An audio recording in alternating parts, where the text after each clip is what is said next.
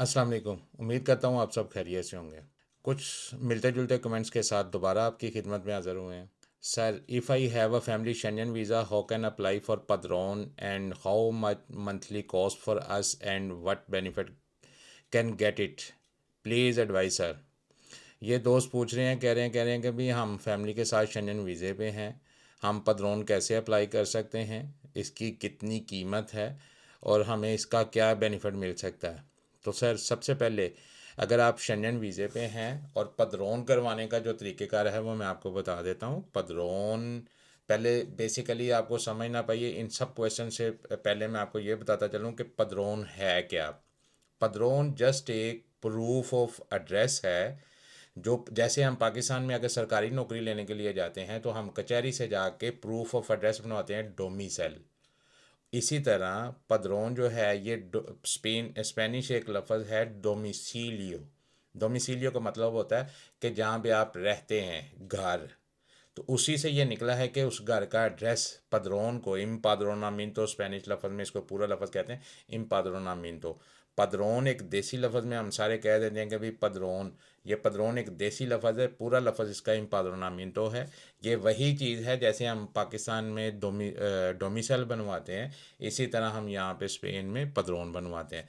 इस padron को बनवाने का तरीक़ेकार अब मैं आपको बता देता हूँ कि भाई जैसे आपने पूछा how can apply for padron apply करने का तरीक़ेकार ये है कि आप अपना पासपोर्ट और जिस घर में आपने अपना एड्रेस बनवाना है, padron बनवानी है या padron करवानी है, इम्पाद्रोनामिento करवानी है, उस घर का कॉन्ट्रैक्ट, फ़र्ज़ करें कि आप मेरे घर में आते हैं और मेरे घर में रहते हैं, तो मेरे ऊपर वाजिब है कि भाई मैं आपको, क्योंकि आप स्पेन में नए आए हैं, तो मैं आपको साथ लेके तो अयूंतामिंतो में जाऊं।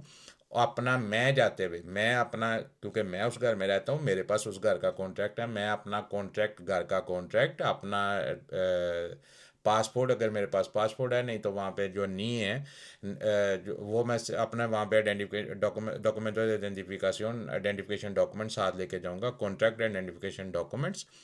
और आपको साथ लेके जाऊंगा यूंतामिंतो में, और वहाँ पे जाकर उनको बोलूँगा कि भाई ये घर, इस घर में मैं रहता हूँ, मेरे पास इसका कॉन्ट्रैक्ट है और ये मेरे पास नए आए हैं, ये मेरे साथ अब से रहेंगे, तो आप इनकी padron कर दें।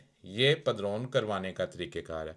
अब आप पूछ रहे थे कि भाई how much monthly cost for us, इसकी महीने की कॉस्ट क्या आएगी। देखें, padron की ऐसा सच कोई कॉस्ट नहीं होती। padron जो है, जब आप मेरे घर में रह रहे हैं, मेरा काम है मैं यूंतामिंतो को जाके बताऊं कि आप मेरे साथ यहाँ पे रह रहे हैं।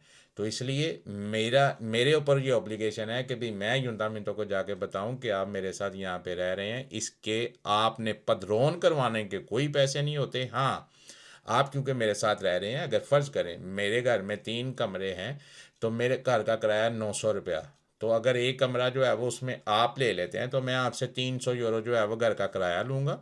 वो 300 यूरो जो है वो आप मेरे घर में रहने का देंगे, padron करवाने के कोई पैसे नहीं है। अगर आप मेरे साथ मेरे घर में रहेंगे, ये मेरी जिम्मेदारी है कि भी मैं यूंतामिंतो को बताऊँ कि आप यहाँ पे रह रहे हैं। अगर आप मेरे घर में रहते हैं, तो रहने के आपने जो किराया देना है, क्योंकि लाजमी बात है मेरा घर तो नहीं है, मैंने भी आगे 900 रुपया महीने का किराया देना है। तो आप मेरे घर में जो रहने का 300 रुपया किराया देंगे, उस किराए, वो जो किराया है, वो किराया मैं आपसे लेने का मजाज हूँ। padron के पैसे लेने का मैं मजाज आपसे नहीं हूँ, और ये स्पेन में इनलीगल है। अगर कोई भी बंदा आपसे स्पेन में padron करवाने के पैसे लेता है, आप उस घर में नहीं रहते, तो ये इनलीगल है। अगर कल को यूंतामिंतो वाले ये चेक कर लेते हैं कि आप उस घर में नहीं रहते, आप किसी और जगह पे रहते हैं और आपने वहाँ पे padron करवाई हुई है, आपका मसला ख़राब हो सकता है, आपके पेपर बनने भी बंद हो सकते हैं, आपकी padron भी कट सकती है। तो इस वजह से इस चीज़ का ध्यान रखें कि padron के कोई पैसे नहीं है, लेकिन padron उस जगह पे करवानी चाहिए जिस जगह पे आप रह रहे हैं। जिस जगह पे आप रहेंगे वहाँ का आप किराया देंगे, तो उस घर में आपकी padron होनी चाहिए, और जो जिस घर, उस घर में जिसके पास उसका कॉन्ट्रैक्ट है, ये उसके ऊपर ऑब्लिगेशन है कि वो यूंतामिंतो को जाके बताए कि आप उसके साथ रह रहे हैं। और आप उससे, अगर मैं आपसे 300 रुपया ले रहा हूँ, तो आपने वो पैसे जो हैं वो मेरे अकाउंट में डालने हैं। 300 रुपया फ़र्ज़ करें, हम उस घर में 3 लोग रहते हैं, 3 कमरे हैं, मैं एक कमरे में रहता हूँ, 300 मेरा किराया होगा, 300 दूसरे का होगा, 300 तीसरे का हो गया। हर बंदा अपना अपना 300 रुपया किराया देगा। 2 बंदे जो हैं वह मुझे किराया देंगे, 300 मैं अपने पास से डाल के 900 रुपया मैं मालिक को किराया दे दूंगा। और ये मेरे पास, क्योंकि आप मेरे पैसे अकाउंट में डालेंगे, मैं आपको जो है वो उसकी रसीद भी दूंगा, और गवर्नमेंट को भी इसका पता चल जाएगा कि आप यहाँ पे रह रहे हैं और इस वजह से आपकी यहाँ पे पदरोन है।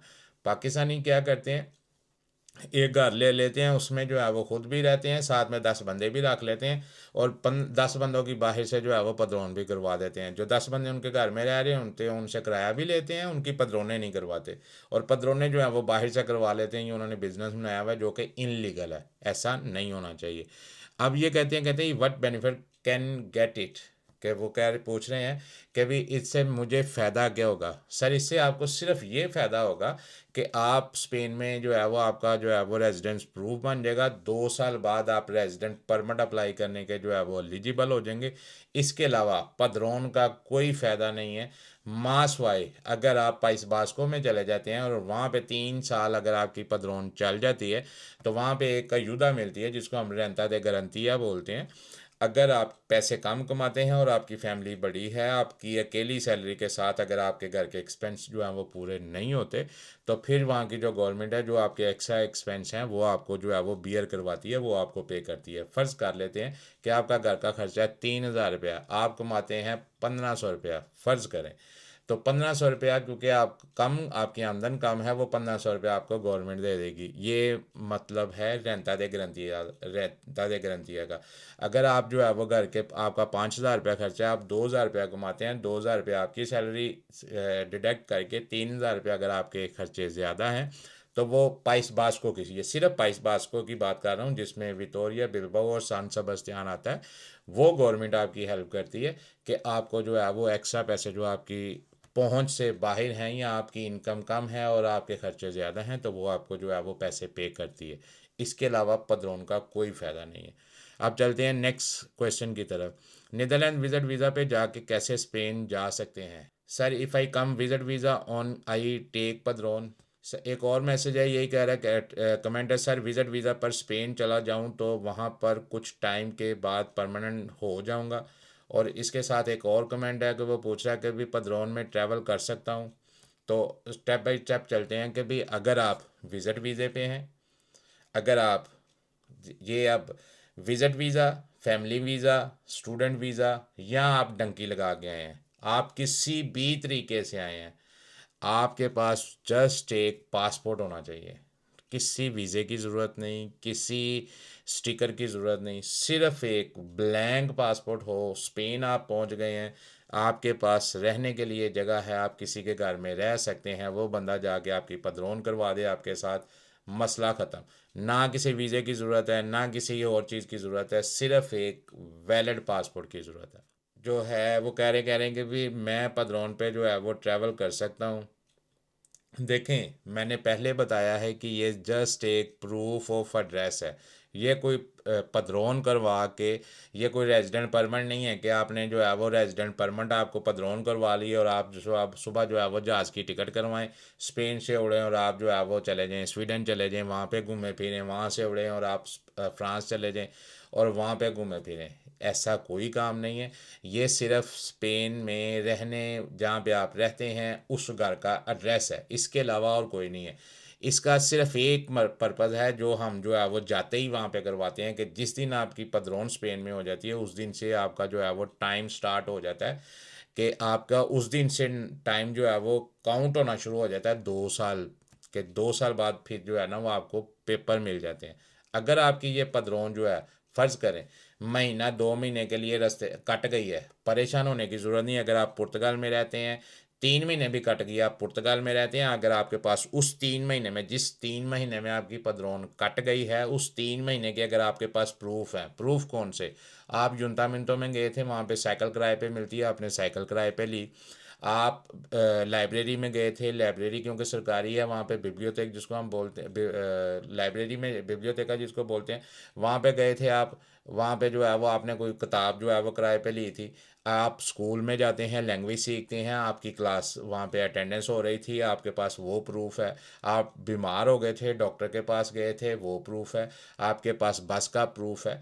इस तरह के जितने भी प्रूफ हैं, आपके घर में किसी ने, आप किसी के घर में रहते हैं, आपने उसको किराया डाला था अपने अकाउंट से, वो भी आपके पास प्रूफ है।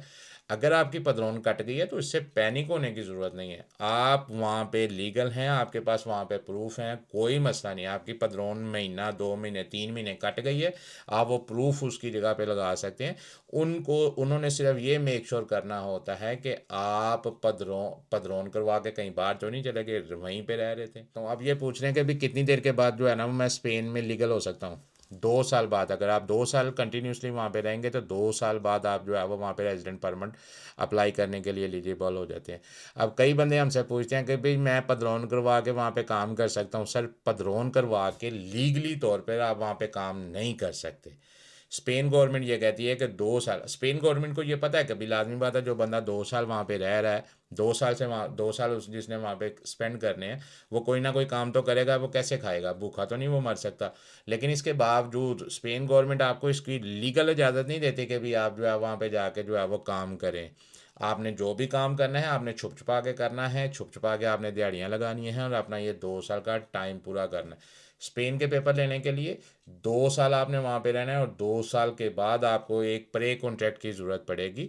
एक कमिटमेंट वाला कॉन्ट्रैक्ट जिसको हम बोलते हैं कि भी कोई भी एम्प्लॉयर जो है वो आपके साथ कमिटमेंट करेगा, लिख के देगा रिटर्न में कि इस बंदे को मैं आगे जो है वो 1 साल का काम दूंगा। वो काम जो है वो 4 घंटे का भी हो सकता है, वो काम जो है वो 8 घंटे का भी हो सकता है। 4 घंटे का कॉन्ट्रैक्ट है, उसके ऊपर भी, उसकी बेस के ऊपर भी पेपर आपको मिल जाएंगे नए कानून के तहत। और अगर आपके पास 8 घंटे का कॉन्ट्रैक्ट है तो वो सबसे बेटर है। तो ये चीज़ें जो है वो अपने जहन में रखें। आप किसी जगह पे बाहर नहीं जा सकते, लीगल काम नहीं कर सकते, इसका कोई बेनिफिट नहीं है, और जस्ट ये एक जो है वो पेपर है। अगर पदरोन के हवाले से अगर आप कोई भी ऐसा आपका क्वेश्चन है जो मैं इस वीडियो में आपको जो है वो नहीं बता सका, तो आप जो है वो इसी वीडियो के कमेंट सेक्शन में मेरे से वो सवाल का जवाब पूछ सकते हैं। अपना ख्याल रखें, दुआओं में याद रखें। अल्लाह हाफिज़।